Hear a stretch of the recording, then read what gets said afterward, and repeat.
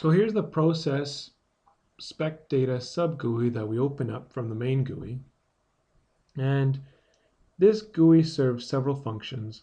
For now, we're just going to demonstrate how this GUI is used to get the volume and activity that we need to perform an organ level dose calculation. So we're going to segment the regions that we've been investigating so far. That's the left kidney and a tumor. And we're going to segment them just using a standard 40% threshold.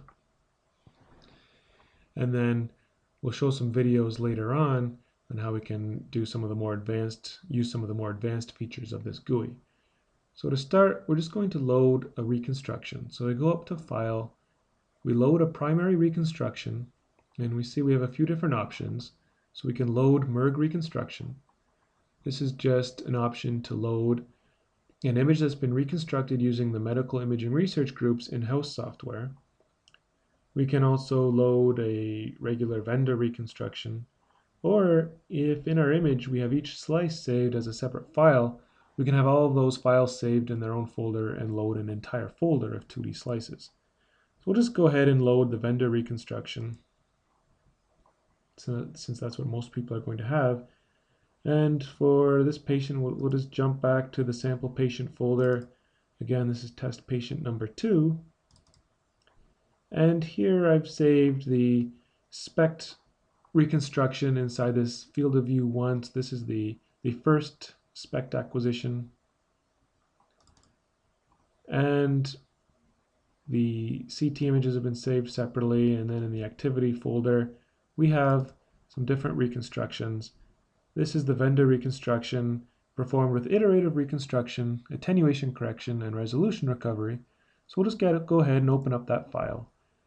And then we'll get asked what scan number this image is. So this is the first and only SPECT image that was acquired for this patient.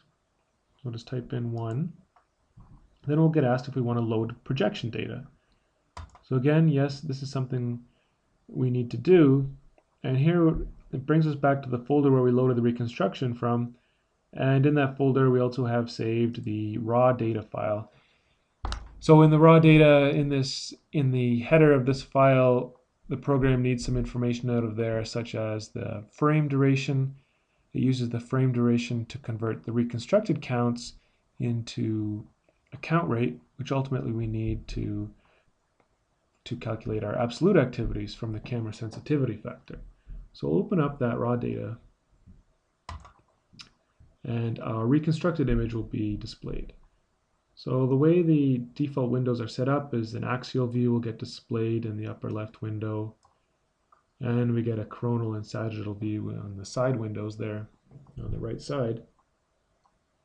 And we're going to go ahead and segment the left kidney and this tumor. So we'll start with the left kidney. So actually it's probably easier to use a coronal view to segment the left kidney. So we can just change our main view to coronal view and display. And then we can use this guide here in the axial view that's now in the upper right to kind of find where that left kidney is. So we'll scroll through to the left kidney. Once we find the left kidney, we're ready to set up our ROI. So in the ROI setup panel, we select a new region. We want to start analyzing a new region. We select left kidney from the drop-down menu. And to start, we can draw a preliminary ROI, just an ROI that surrounds our left kidney but separates it out from other areas with high uptake. And now, because we're going to be segmenting in 3D, we need to tell the program where the left kidney begins. So we go to the first slice where you find the left kidney, and then you even go a couple of slices in front of that, just to make sure you catch all of the activity inside the left kidney there. And we also scroll to the last slice where we find the left kidney. So that's roughly there. Again, we can use the axial or sagittal view here as a guide where the back of the left kidney is. And there we can be, slice 81 here, we can be sure that we have the left kidney enclosed there. And we can set that slice 81 as our stop slice. So now that we've done our ROI setup, we can begin segmenting. So we hit this begin button, and it brings us back to the start slice, here in this case slice 64, and it puts our preliminary ROI on there. And if we're happy with this ROI, we can just go ahead and accept, and it's going to bring us through the slices one by one, just so we can make sure that the region that we've drawn is properly delineated in our left kidney. So we're watching for two things. We're making sure that the left kidney is fully enclosed by this ROI, and we also need to make sure that any other nearby areas with activity are not creeping in on this ROI that we've drawn. Now at any point, if we're not happy with how the ROI is drawn, we can just hit the redraw button, and it will change the ROI for the current slice and all subsequent slices, but it won't do anything to the previous slices that we've already accepted. So we have our new ROI drawn. Again, we can accept. Now we can see that the spleen is starting to get close to our ROI, so we just need to watch that. We can also use the lower left window, which shows us exactly what's inside this delineated region. And as we continue to accept, we'll see that the spleen is starting to get inside that ROI, so we can redraw an ROI that includes only the left kidney.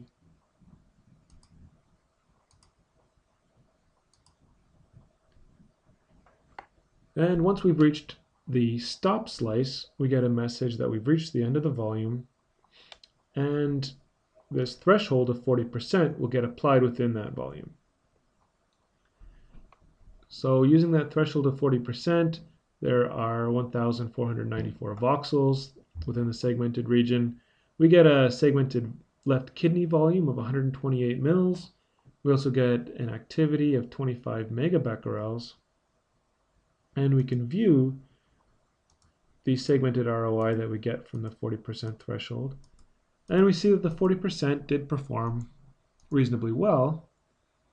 Now, just as another demonstration, we can also view that original ROI that we drew. So if we hit view ROI, it brings us back to slice 64, and we can just look through the slices.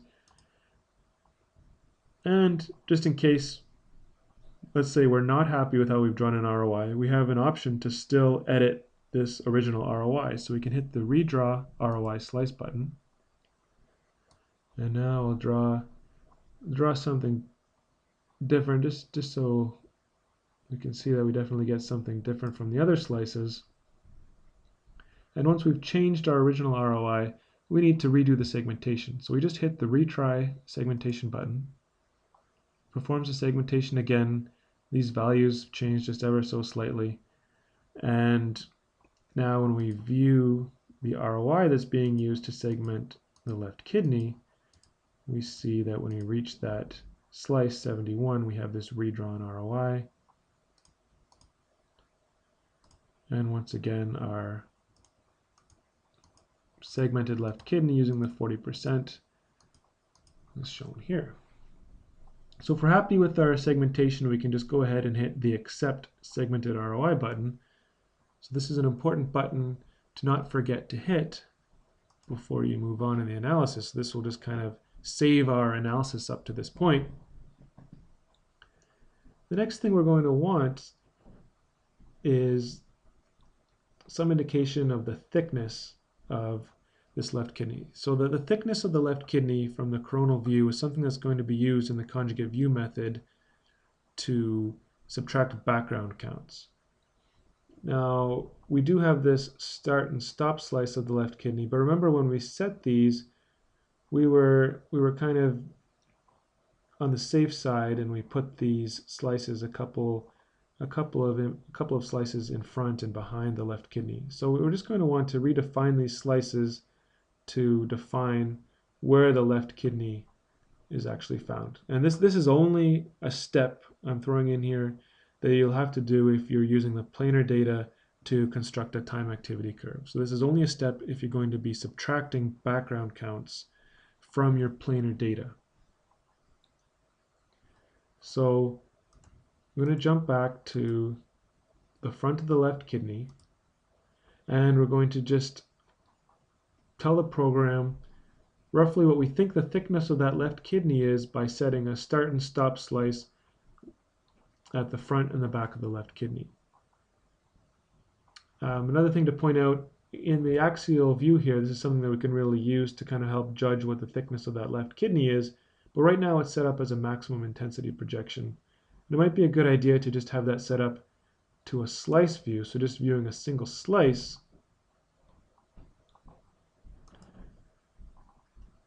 So now it just shows up axial slices one at a time. There's the left kidney.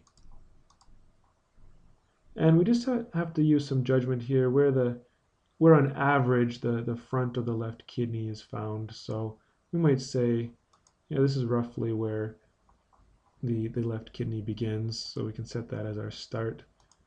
And yeah, that's roughly where the left kidney ends. So we can set that as our stop slice.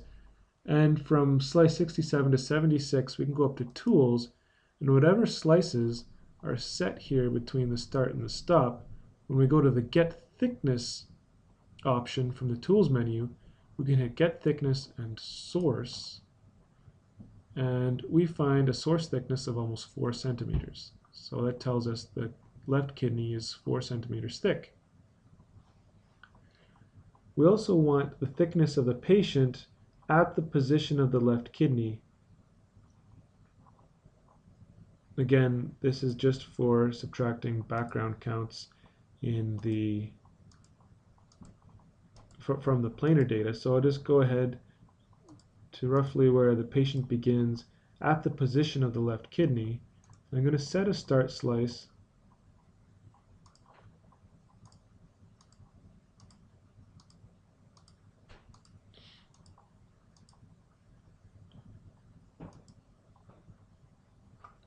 And a stop slice. Now, with this new start and stop slice, we go to Tools, Get Thickness. This is now the thickness of the patient. So I'll say Get Thickness, Patient, and the thickness of the patient at the position of the left kidney is about 18 centimeters. Now we're ready to save our data into the patient database. So what we're primarily saving here is the volume of the left kidney, the activity, and those thickness values we just obtained. So in the Update Patient Database panel, we have that this is the test database we're saving into patient number 2. This is the first SPECT scan. We also have the injection time and date that we manually entered at the beginning of the analysis of this patient back in the main GUI. And we have the acquisition time of this SPECT scan, from which it calculates the time of the SPECT scan since injection. So this SPECT scan was acquired about 5 hours after injection. We also have this drop-down menu telling us how the left kidney was actually segmented. So a fixed 40% threshold was used to segment this patient, this left kidney. And this is the first data set that we're saving into the SPECT data. And we also have some thickness data to store. So we'll check that box. We can go ahead and store the left kidney data. So now that's saved in patient number 2, left kidney. Now we just want to go ahead and repeat those steps for the remaining regions that we have to analyze. So in this case, we'll just go ahead and repeat these steps for the tumor. So we want to set up a new ROI, so we go New Region. We don't have tumor in our default list here, but we can manually type tumor as a region we'd like to analyze. And now we need to find the tumor in the axial view. We can probably set our maximum intensity projection back on. So we'll find the tumor easily.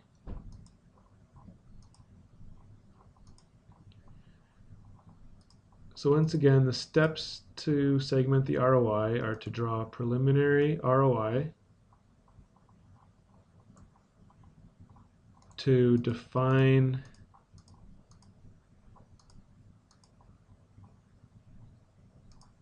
the start slice where we'd like to begin segmenting, and the last slice where we'd like to finish segmenting, and then we just begin.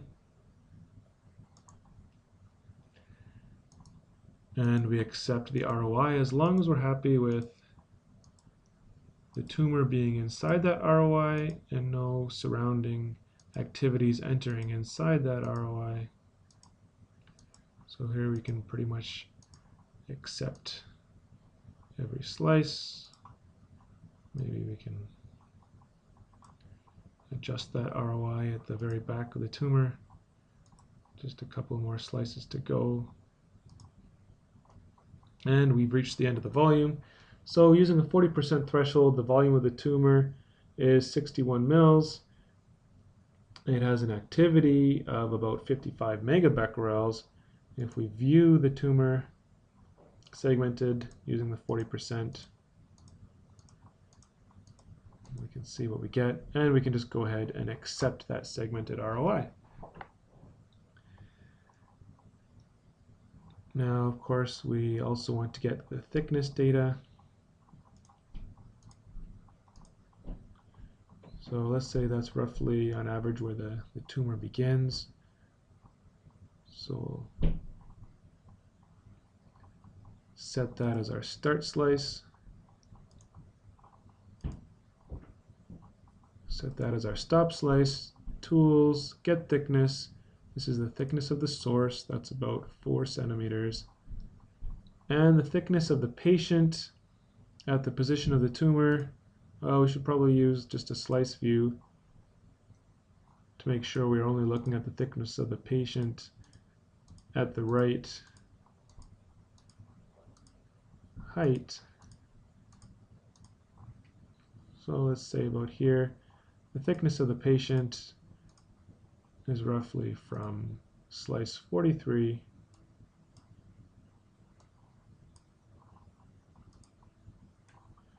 to 92. Tools, get thickness. This is the thickness of the patient. And we can save this tumor data now into the test patient number 2. So we'll store. And now we're ready to move on with our analysis back in the main GUI. So before we leave the process SPECT data GUI, we can go ahead and save all of our progress just on the work that we've been doing inside this GUI. This is going to be important too, because we're going to come back and in several more videos show other options or other functions that this GUI can perform. So just go up to File, Save Patient, and we'll just call this Test 2. This is Test Patient number 2. And this is saving in the Analyze SPECT folder in the Save Map files.